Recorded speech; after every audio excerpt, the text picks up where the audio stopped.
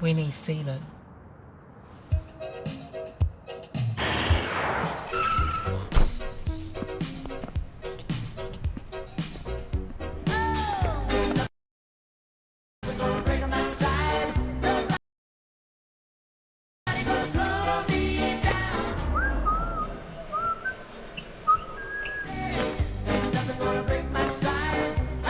At Screwfix, click and collect is even quicker when you check in on the app.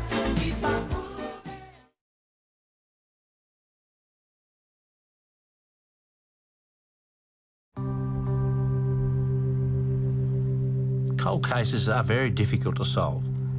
You don't have the original crime scene. You may not have new evidence. You may not have new leads. But I've always said that the answer is in the original file, that the investigators who do the original investigation will have spoken to the killer. So when I started the reinvestigation into the murder and rape of 6-year-old Bonnie Clark from 1982, I knew one thing, that the answer would be in the file.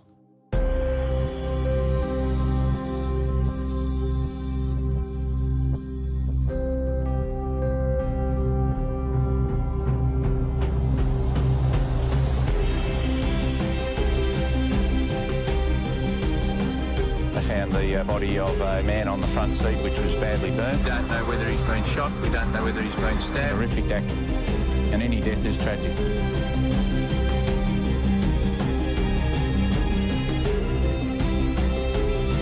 A total of 9 shots were fired. The best detectives Victoria's ever seen. I don't intend to stop till someone's brought to justice. Failure is not an option.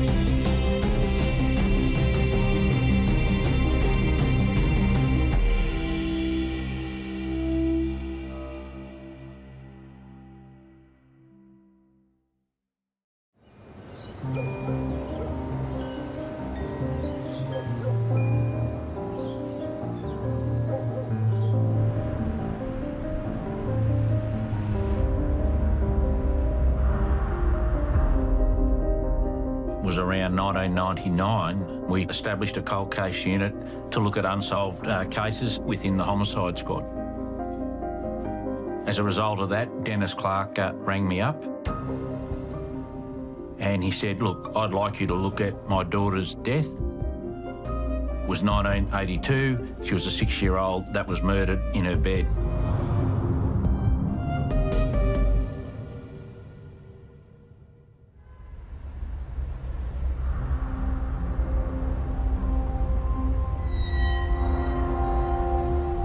I drove out to Dennis's house in Preston, which was a Ministry of Housing house, and Dennis lived there on his own. He was a very small-framed man, smoked rolly cigarettes nearly non-stop, but we sat at the kitchen table, and I remember him actually getting a photograph in a frame of Bonnie and saying, well, that's my daughter. He said, listen, Ron, I would love you to reinvestigate this. I'm dying of cancer and I don't have that long to live. I can't tell you whether it's 3 months, 6 months, 12 months, but before I die, I'd like to see some answer. And he said to me, Ron, I know you didn't work on the original case, but I hope that you can solve it for me.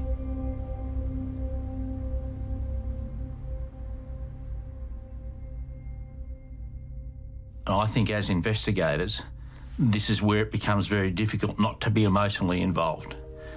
But I remember shaking his hand and I said I would go back and look at the file.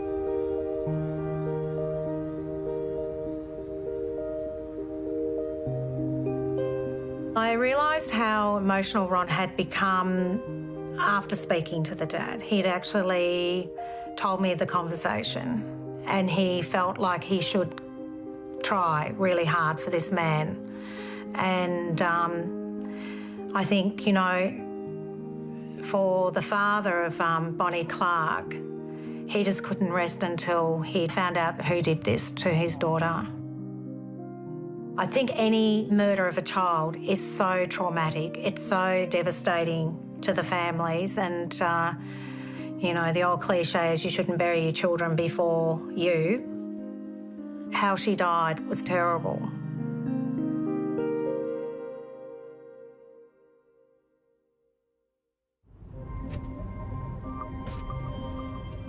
I went back to the office and I got the box files. When we investigate a homicide, if it's not solved, we put the file in a cardboard box. They become unsolved homicides. They have a number on it. I think it's pretty sad that a number ultimately represents a human being's life. They sit in a compactus and at times they gather dust. They might sit there for 10, 15 or 20 years. But I think as investigators we need to reopen those cases. We need to wipe the dust off the top. We need to allow the victim to have a voice. Because I think it is sad when all it is a number that represents a life.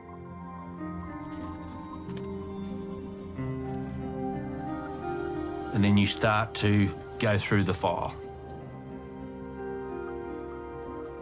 So Tim Day was a new detective at the office. And I said to Tim, I've made a commitment to Dennis. What I want you to do is to go through this file and we'll see if we can actually work out what happened.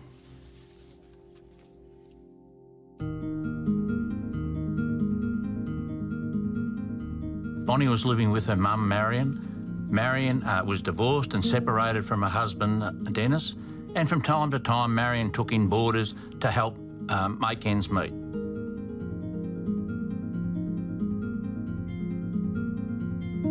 Bonnie was just like any 6-year-old girl. She was vibrant, she was excited. Christmas was nearly there, we're only 2 or 3 days away.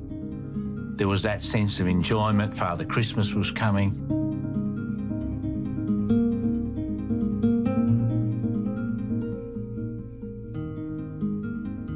I can picture the house. It's semi-detached.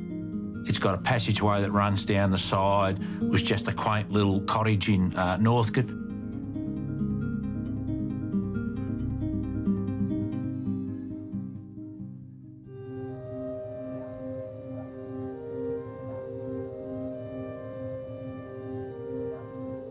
Her mum, Marion, says that, you know, it was a normal night. Bonnie had gone to bed and before Marion went to bed, she went in and Bonnie was asleep and she re-tucked her in just like some mothers do.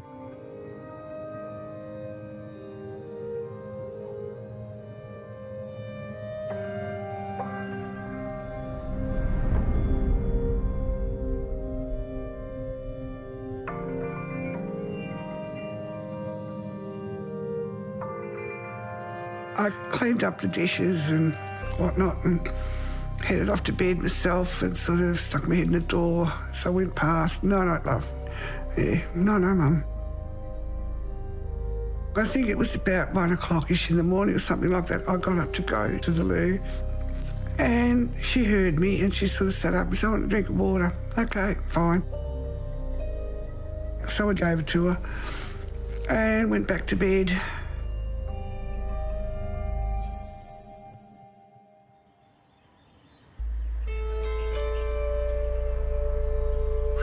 It was probably just after 7. I walked past her room, stuck my head in the door. She appeared to be asleep. Wandered off to the shower. So, come out. I'm sort of thinking, that's funny, you haven't moved. And I've been, had the shower going, the radio's on, and we're banging around. And then I noticed how pale she looked.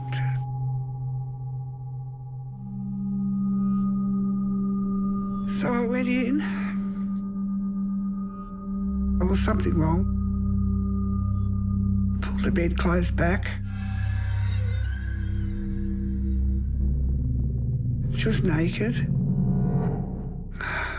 She had this hole in her chest. It was obvious somebody had tried to wipe it up. There was blood, tiny little trickle of blood, but the rest of it was smeared as if somebody tried to clean it up. And I just sort of dropped the doona and I don't know how long I stood there for, but just frozen, and rang 000.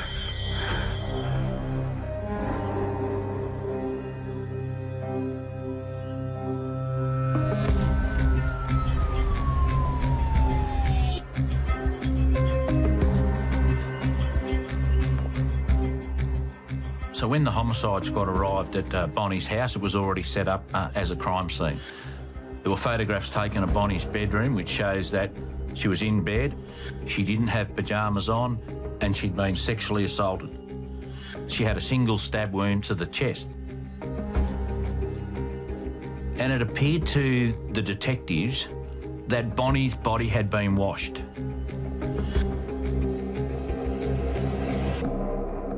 Then beside the bed and the wall, they found her pyjamas stuffed down the side of the frame.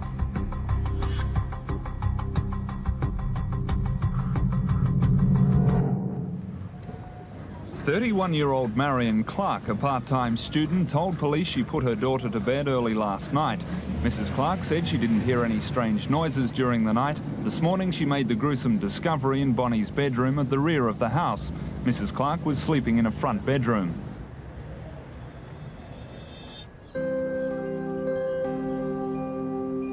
Even though I wasn't one of the original investigators into the murder of Bonnie Clark, I know how difficult it is for investigators to go into a house or to go to a crime scene where there's children. I'm a father, and when you recreate what happens there, it's a visual thing that never leaves you. So I know how difficult it is for an investigator to actually investigate the death of a little baby or a child. You didn't see the victim, you saw your own child. So probably over the last 15 years of my experience at the Homicide Squad, my children had grown up. So if we went to a case where there was a young baby or a 2 or a 3-year-old, I was conscious that those who work with me had children of that age. So in the end, I went myself rather than put them through it.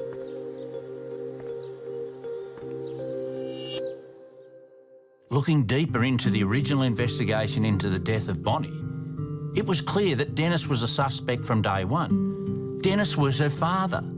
We know that 98% of murders committed by someone known to the victim. But as we looked deeper, it was clear Dennis had an alibi.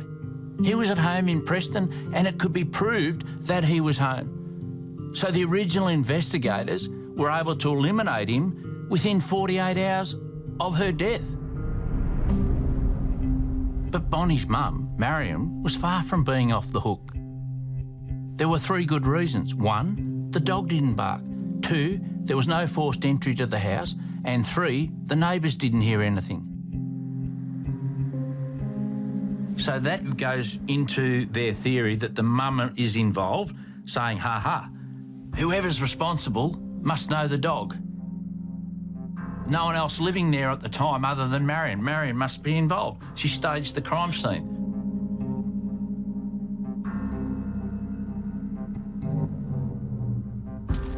Sitting there in the next room to my daughter's body while forensic people are running in and out, and being accused of your child's murder, it would have to be the lowest point of my life. I mean, bad enough that my daughter is lying there. It's obvious she's been stabbed, strangled and raped. There was marks on her neck.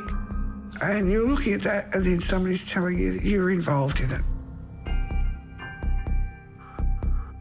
Can things get any worse? Yes, they can.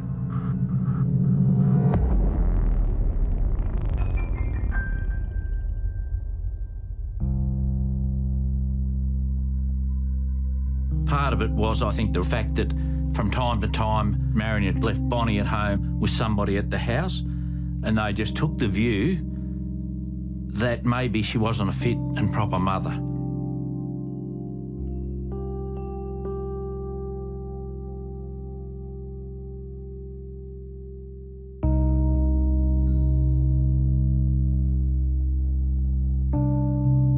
Now, when we've gone back through the file, I look at it and think, I'm not sure how they came to that conclusion. So they thought that the sexual assault was a staged crime scene. In other words, they were thinking Marion has stabbed her, and then Marion's thinking, aha, what am I going to do here to throw the police off the scent? I know, I will digitally assault her, myself as the mother, so that they don't think it's me. I have always been raised to respect the law and the police and to cooperate, and that's what I thought I was doing. So I thought I had been doing, except that my cooperation was leading to me digging myself into a deeper hole. I got to the stage where I just did not trust them, did not want to talk to them, did not want anything to do with them.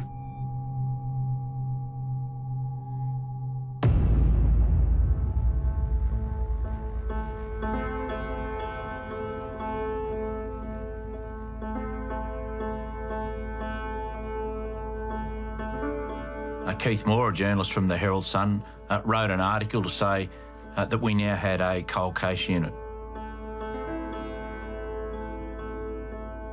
We ran this picture of Bonnie sitting on Santa Claus's knee, which is a one that really hits people in that she just had a photograph taken shortly before she was murdered. And it really tugs at your heartstrings when you think, that cute little girl's raped and murdered. And that one paragraph led to a phone call the next morning. It was Page Train sitting at my desk, and it rings, and it's a bloke, and he said, "Oh, you're the bloke that wrote the story about the cold case squad?" I said, "Yes." He said, "Well, my girlfriend was just reading the paper, and she got really emotional and started crying and turned to me and said, 'I think I know who did it.'" I then say, "You shouldn't be telling me, you should be telling Ron Iddles."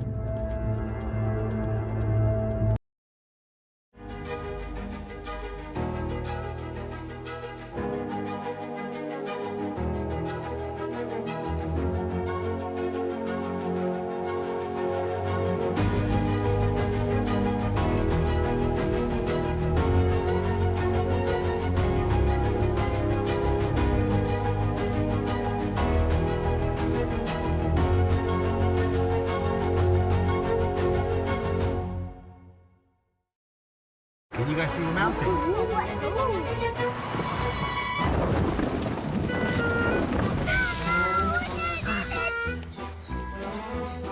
Doing it wrong! Stop! Yeah, put it down! Hey, grab that! Dad, can we do this again next weekend? Sure. The new Tiguan, for all life's adventures. Volkswagen.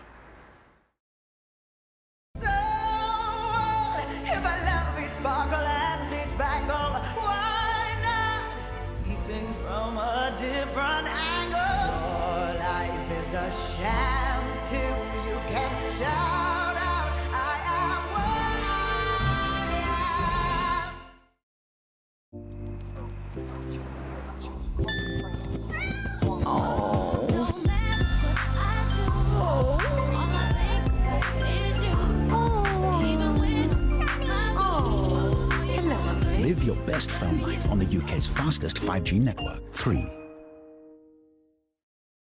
Great outdoor living now available in the UK. Tyne Maximal introduces high-quality verandas starting from £987. Discover your ideal outdoor room and take a tour in our virtual showroom. Any questions? You can contact us 365 days a year. Visit tynemaximal.co.uk.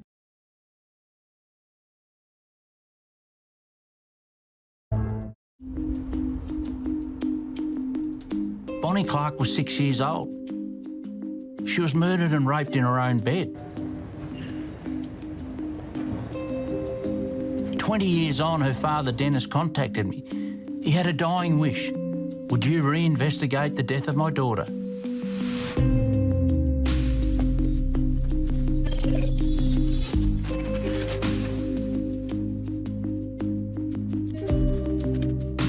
As a result of that, the Herald Sun wrote an article. And we had a lead.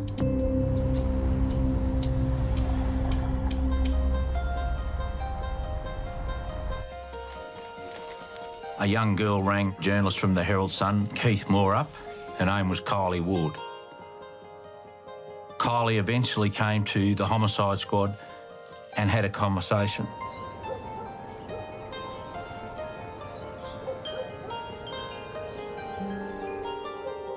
She said, I was the same age as Bonnie.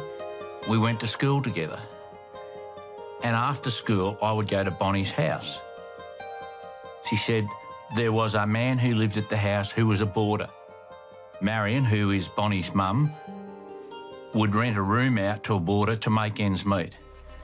But she said this boarder was strange.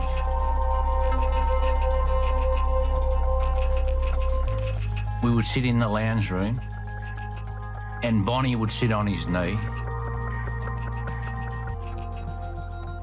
And from time to time I saw him fondle Bonnie. She said, I've never told anyone that. But she said, I can't tell you the name of the boarder other than he lived in the house. So here's a girl who's come forward some 20 years later, and she was only 6 at the time, and it made a big impression on her that something wasn't right.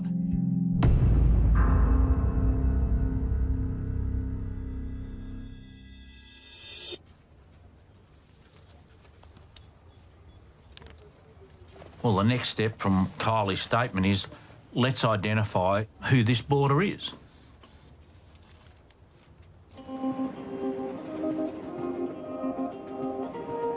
One of the sayings that I have is, the answer is always in the file. What does that actually mean? It means the name of the person responsible. The killer's name is more likely to be there. For whatever reason, the original investigators may have discounted that name, may have overlooked it, may not have looked at the alibi properly, or someone might have given that person an alibi which was actually not true. So in a cold case, it's important to go back, look at your previous suspects, look at your persons of interest, look at the names in the file, and I'll guarantee you, as an investigator, the name of the killer will be there.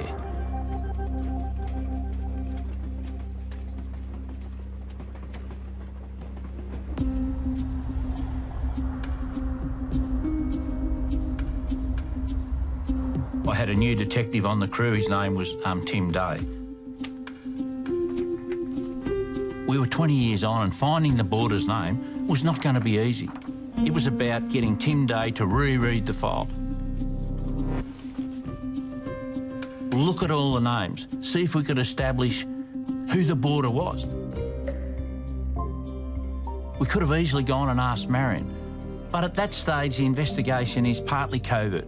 We're trying to establish who the boarder is. But the clock is ticking. I made a commitment to Dennis. I don't know how long he's got, but time is not on my side. Dennis would ring me every week. He'd want an update on the investigation. You couldn't give him the minute detail, but I could give him an overall and say, I think we're going in the right direction. Once Ron becomes committed to a homicide job, he becomes totally involved. He totally gives all of himself, 100% to the families, to the victim. Even though the victim is gone, he still believes that that victim needs a person to find out what happened to them and to have their back as well. He would give 100%, and that's Ron totally.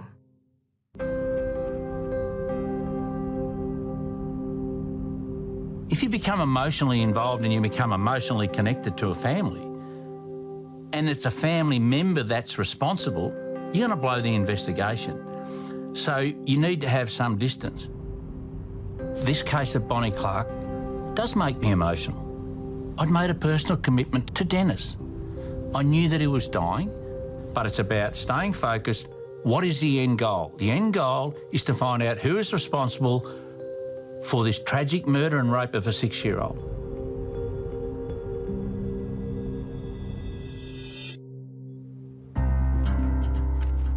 Finally, After going through the file, Tim found the boarder's name. It was Malcolm Clark. But he wasn't related to the family. He wasn't related to Marion, Dennis or Bonnie.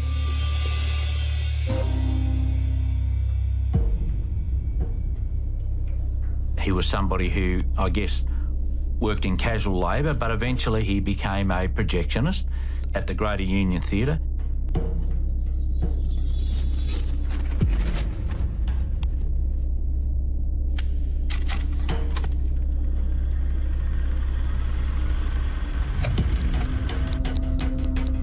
Well, from the file, it was clear that Malcolm Clark wasn't living at the house at the time of Bonnie's death.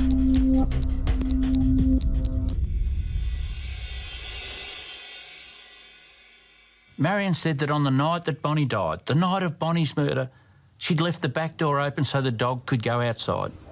But what that did is it left the door open for the killer to come inside.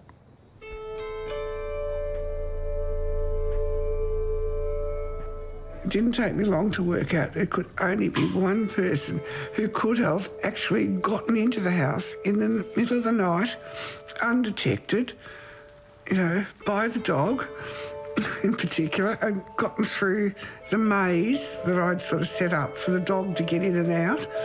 The only people that lived there would have known about. It was only one person could possibly have done it.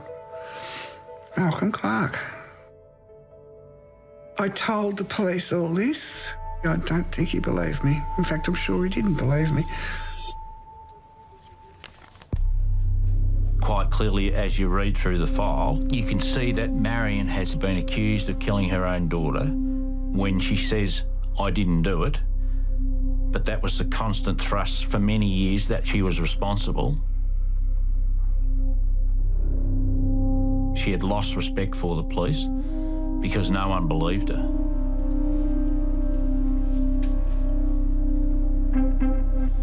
What I say in an investigation is you must have an open mind. Don't have tunnel vision or you will go wrong, because the tunnel vision is straight on Marion without actually going and looking at other possibilities. So how are we going to eliminate Marion? She says, "Well, I didn't do it." I suggest that we give Marion a polygraph.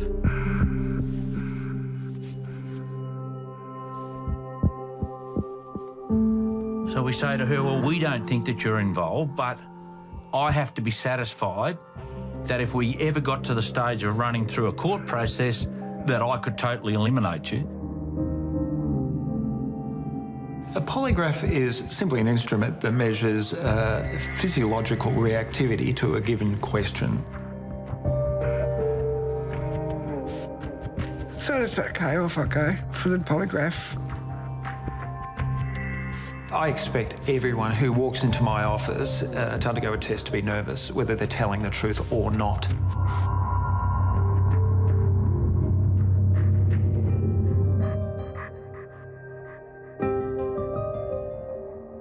Because it came through completely clear and everything. "Oh, good, you've got no involvement." I said, "See, I've proved my innocence."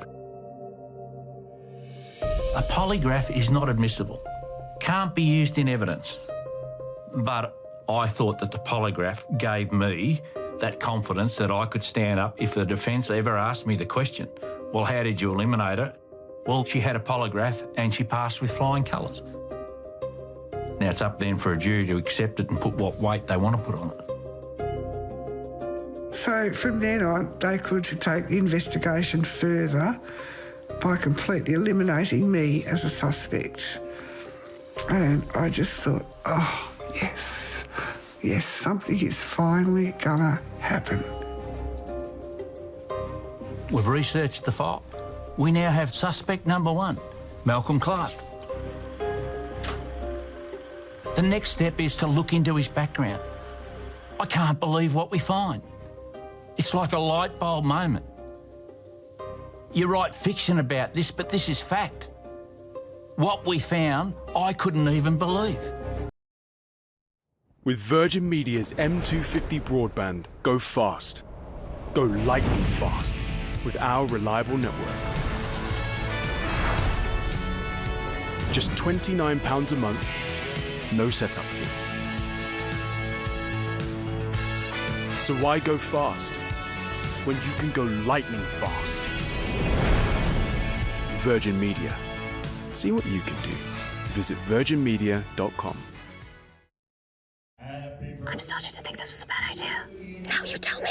I just think we could find something better on Etsy's new gift mode. What? Yes, meaning something cowgirly. Oh, cute. Let me see. No, you could take it. Happy birthday.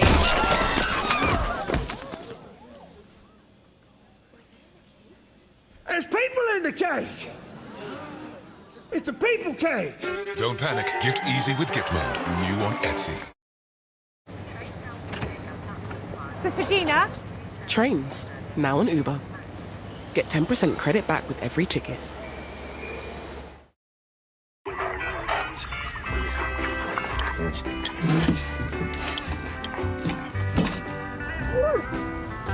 It's such a pretty world today.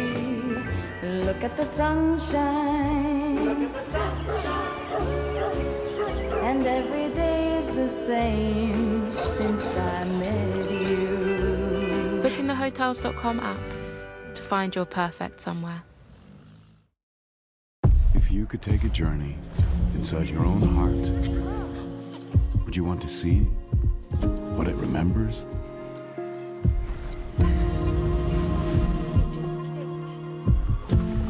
And if there was a way to save it, would you help us find it? The heart stopped for 4 minutes. ICD corrects the heart's... Your heart is precious. Help us protect it.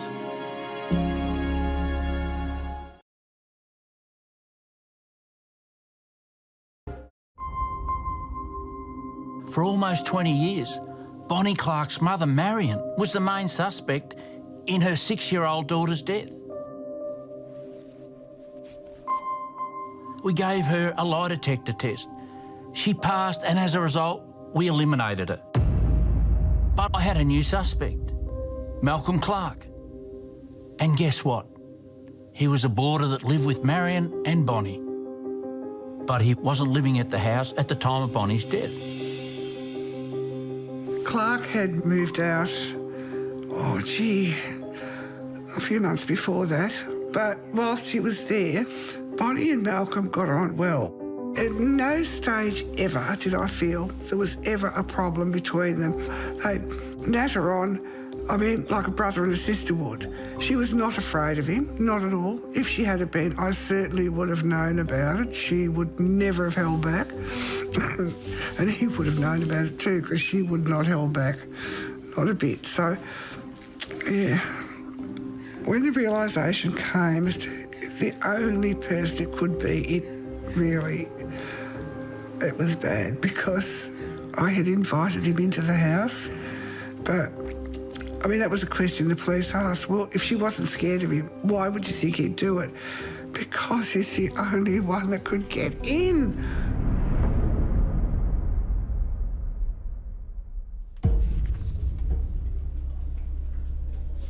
The next thing that Detective Tim Day does, he does a criminal history check. He checks the background of Malcolm Clark. He says, Ron, you won't believe this. Malcolm Clark was convicted of killing a young woman, Teresa Crow, in 1980.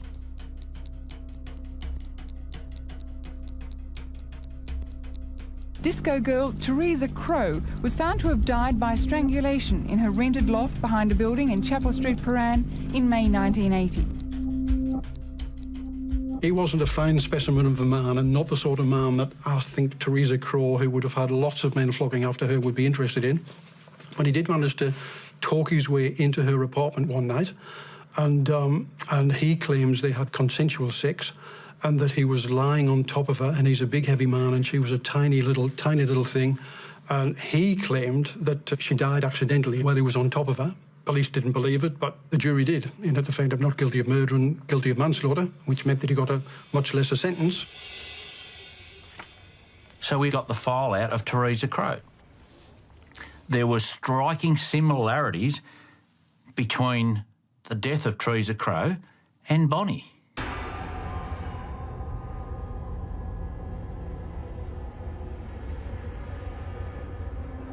We knew from Teresa Crow's death that her body had been washed. And we know from Bonnie's that her body has been washed. In 1980, Malcolm Clark kills Teresa Crow in a loft in Prahran. So in 1982, he goes and boards with Marion Clark.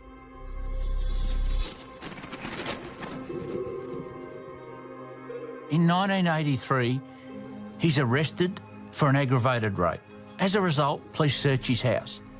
From that point, they gather sufficient evidence to also charge him with the death of Teresa Crow.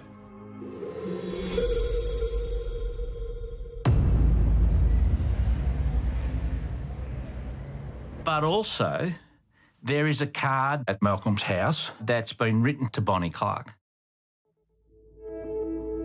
Now, at this stage, he's on remand for the aggravated rape. He's on remand for the murder of Teresa Crow. The original investigators go out to the prison and have a conversation with him. There are some notes of that conversation. It goes something like this. Malcolm, we're here to talk to you about the death of Bonnie Clark. Is there anything that you can tell us about Bonnie's death?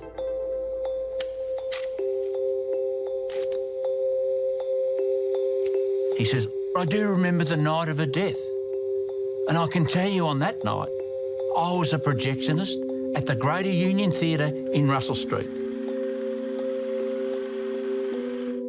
So I have nothing to do with her death.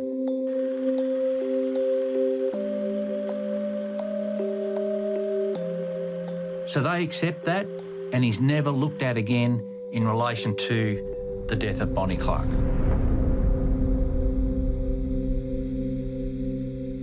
Detective Tim Day went back to Greater Union some 20 years later, and luck happened that they had the records of people who worked. On the night that Bonnie died, Malcolm Clark did not work. So that is a significant piece of evidence. Now, is he mistaken or is it a deliberate lie?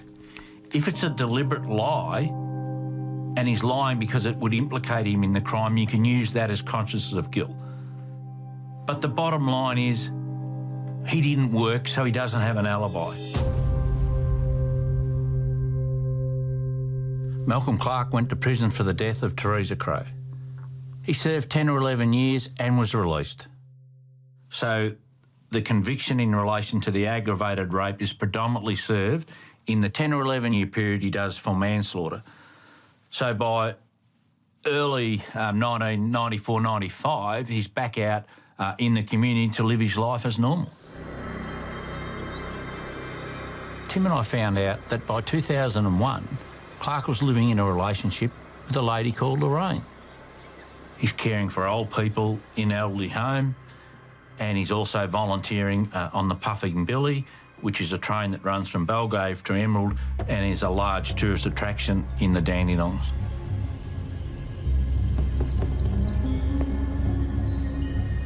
So how can we actually get into Malcolm's head? How am I going to engage with this person? First of all, it's about gathering intelligence. What's he currently doing? What's he on about? Maybe I can use an undercover operative.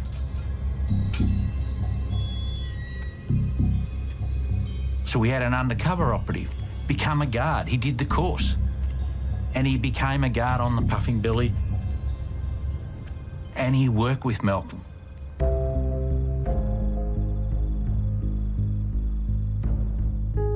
We already knew that Malcolm had an interest in photography. So guess what? The undercover officer was someone who had an interest in photography. So in the end, the two of them are taking photos on Puffing Billy. And Malcolm Clark was telling him how he enjoyed taking photos of young girls.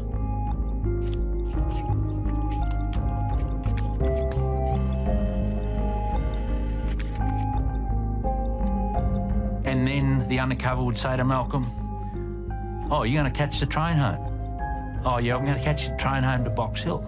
I'll tell you what, Malcolm, I'll drive you home." So they formed a relationship over a reasonable period of time. An undercover operation is delicate. Many things to consider. But an undercover operation is simply this. It's about finding evidence to either implicate or exculpate the suspect. So in other words, is there sufficient evidence gathered to charge them? Or is there evidence which shows they're not involved? So if you go in with a preconceived idea and you say to your undercover operative, "You must get a confession from this person," they go in with the wrong idea. It's simple. It's a search for the truth in accordance with the specifications of the law. In my view, shows like CSI and others have exposed too much of police methodology, and there was a particular undercover method that had proved successful around the world, and it was successful here. And unfortunately, that method has been exposed through a couple of high-profile court cases, which police opposed at the time and lost. Now, look, normally as a journalist, I'm all for open courts and, you know, not keeping things secret, but I just think every now and then some of the methodologies that police use to catch criminals shouldn't be made public. What I can tell you is that during the 3-month undercover operation, Malcolm Clark told the undercover operative 2 or 3 key things. That indicated to us that Malcolm Clark was more than likely responsible for the death of Bonnie.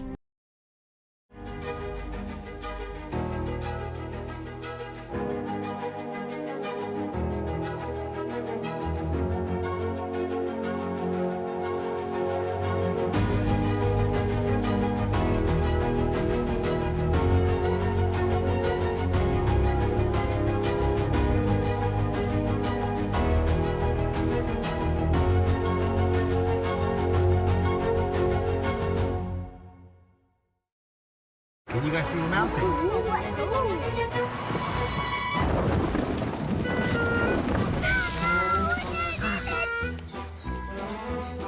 Doing it wrong! Stop! Yeah, put it down! Harry, grab that! Dad, can we do this again next weekend? Sure. The new Tiguan. For all life's adventures. Volkswagen.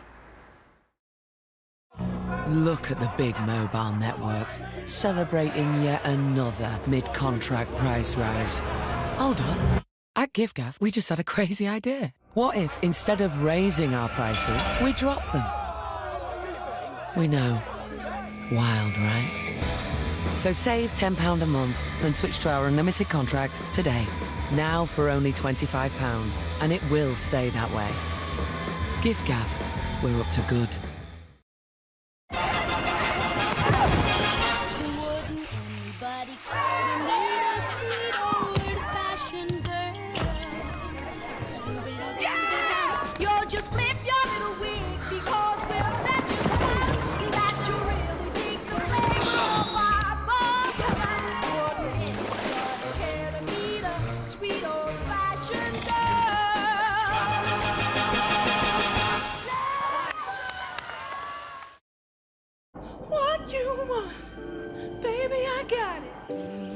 What you need, you know I got it.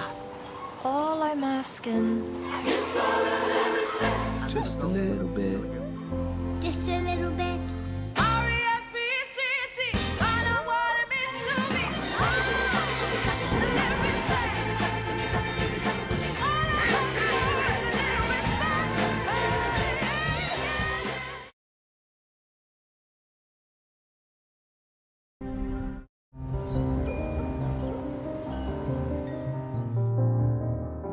After starting the re-investigation into the murder of 6-year-old Bonnie Clark, we identified a suspect, Malcolm Clark, who was a boarder at the house. We engaged an undercover operative to gain the trust of Malcolm. After about 3 months, Malcolm thought that the undercover operative was his best friend. I thought that was the key to unlock the truth about what happened to Bonnie. The undercover operative was with Malcolm, and the undercover operative asked him a question. Malcolm lowered his head, sat there for a minute, and then he said, "I killed Bonnie."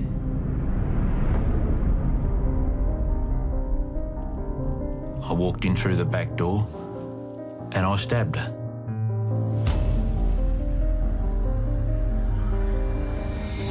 And he went into some detail about it, but predominantly the opening line was, "I've carried this for a long time, but I killed Bonnie Clark." Malcolm was brought to the rear of a police complex at St Kilda Road, where Tim Day and I arrested him. So we get Malcolm up and we sit him in an interview room in the homicide squad. We have a camera there, so we're going to video record the interview, which he's aware of. He's been given his rights and he's been cautioned. And then he says, "I want to do something before we start." So I indicate to the cameraman to start the video. He says, "I want to ring my partner." So we give him the phone. He says, "You can sit here and you can listen to what I say." So he rings his partner, Lorraine. "Is that you, Lorraine? I'm at the homicide squad. I've got to tell you I'm not coming home. I've been arrested for Bonnie Clark's murder. I want you to do something. I want you to pack up my Puffing Billy uniform, and I want you to ring Bill and get him to come and collect the uniform. Tell him to take me off the roster because I'm not coming home. I'm going to jail for a long time, and I'll see you later." He hung up and then he participated in an interview.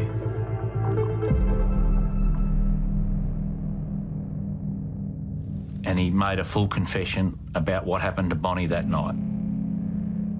He said it was about 11:30 at night. It was dark. He said, "I hadn't been at work. I was never at work that night." He says the back door was open. I saw the dog, but the dog didn't bark. I walked down the passageway and I know my way around the house. I'm not sure why, but I went to the kitchen and I got a knife.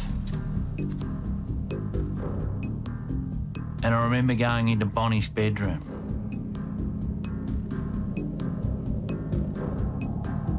The next thing I remember is I'm over the top of Bonnie.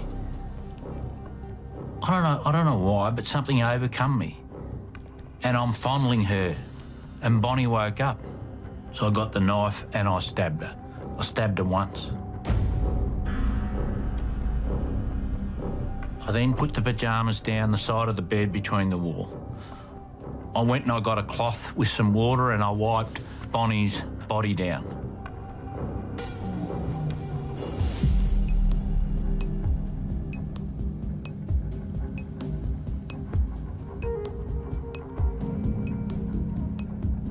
And then I went out the back door and I went back home to Brunswick.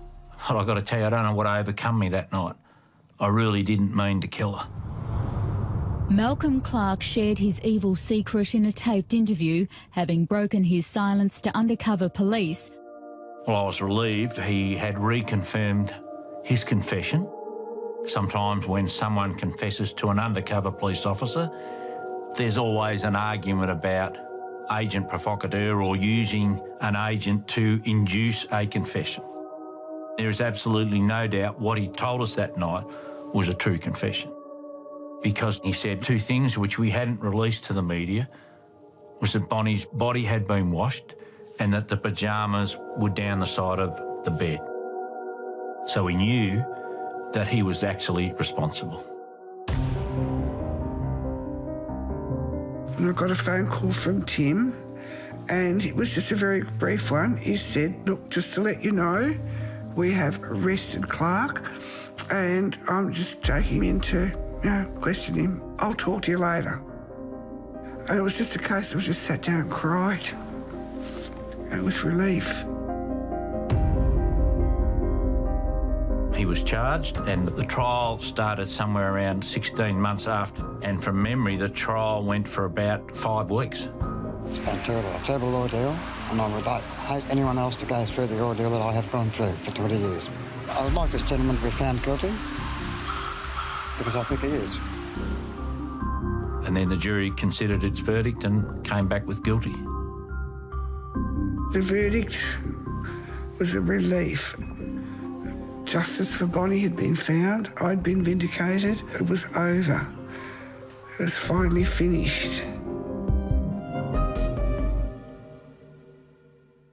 For a long time, people in the community believed that Marion had killed her daughter.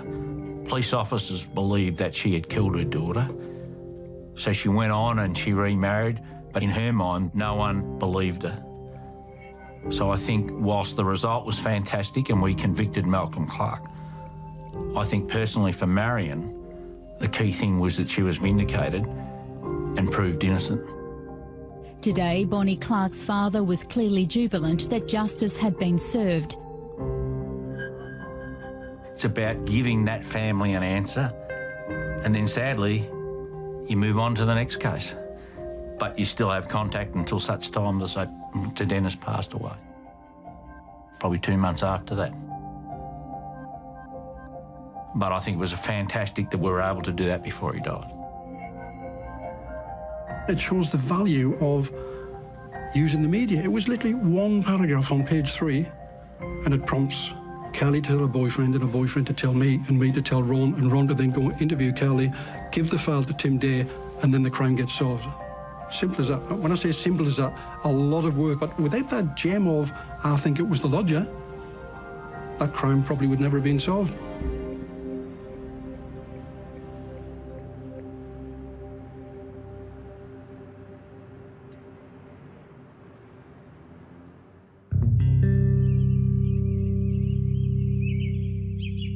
It's nice to be here, back here after 15, 16 years. Oh, you've no idea how good it is to see her. Yeah. I've lost a bit of hair since then. I know that nothing's going to bring Bonnie back, but it's about, I think, a release, about an answer. Marion's surrounded now by her children, who she loves dearly. And I know that she can now walk around the community with her head high, having answers, without people looking at her thinking, you know what, I think she killed her daughter. Cold case is not about being critical of the first process. All right, nice to see you again. So good. It's about having a new set of eyes and looking at it. Solving this case was personally rewarding for me and very satisfying. I've taught young detectives for many years, and I always say to them, the answer is always in the file. So for those who work with me on this case, that mantra came out to be true.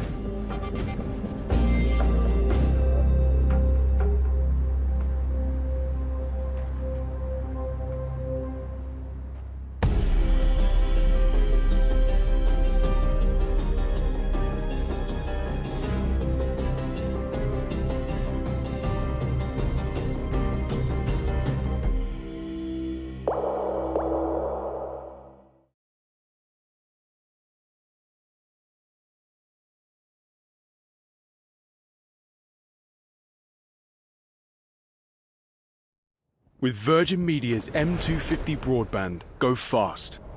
Go lightning fast with our reliable network. Just £29 a month, no setup fee. So why go fast when you can go lightning fast? Virgin Media. See what you can do. Visit virginmedia.com. Crap. That's a really good gift. Now we gotta get France something. Wait, we could use Etsy's new gift mode. Yes. What are the French like? Anyone? Cheese. They like cheese. Brilliant. Done. Plateau de fromage! Ooh la la! Don't panic. Gift easy with gift mode. New on Etsy. Is this for Gina? Trains, now on Uber. Get 10% credit back with every ticket. If I love it sparkle and it's spangle, why not see things from a different angle? Your life is a sham till you can shout out, I am what I am. Look at you, an absolute legend. Not you, Frank. You switch to QuickBooks for simple, smart accounting software. Brilliant value at a shock-free price. Yeah, I like that. And you get real help from real people. That's how you business differently. Intuit QuickBooks.